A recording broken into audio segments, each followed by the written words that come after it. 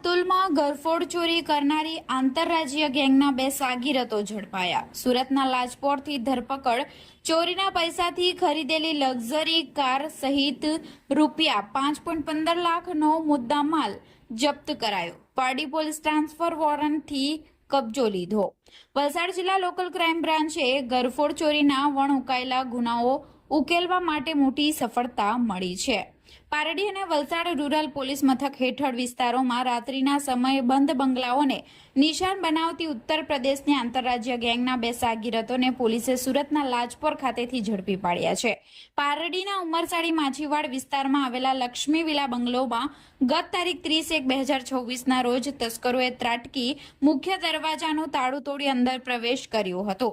તસ્કરો કબાટમાંથી સોના ચાંદીના દાગીના મળી કુલ રૂપિયા 1,50,000 મત્તા ચોરી કરી ફરાર થઈ ગયા હતા। વલસાડ એલસીબીની ટીમે ટેક્ટિકલ એનાલિસિસ અને બાતમીદારોની મદદથી આ ગુનામાં સંડોવાયેલા અનીશ અબ્દુલ નિયાઝ શેખ અને મોહમ્મદ સુહેબ અનવર બક્ષા બંને રહે સુરત મૂળ યુપી અને કર્ણાટકને ઝડપી પાડ્યા છે। આ ટોળકીએ ચોરીના નાણાં અને જૂની કાર વેચીને ખરીદેલી ફોક્સવેગન વેન્ટો કાર કિંમત 5 લાખ પણ પોલીસે કબજે કરી છે। હાલમાં બંને આરોપીઓનો કબજો વલસાડ રૂરલ પોલીસ પાસે છે। પારડી પોલીસ મથકમાં નોંધાયેલા ગુના સંદર્ભે હવે પારડી પોલીસ આરોપીઓનો ટ્રાન્સફર વોરંટ દ્વારા કબજો મેળવી વધુ તપાસ હાથ ધરી છે। આ ગેંગના અન્ય એક સાગીરત મયુદ્દીન રહે બેંગ્લોરને પકડવાના ચક્રો ગતિમાન કરાયા છે।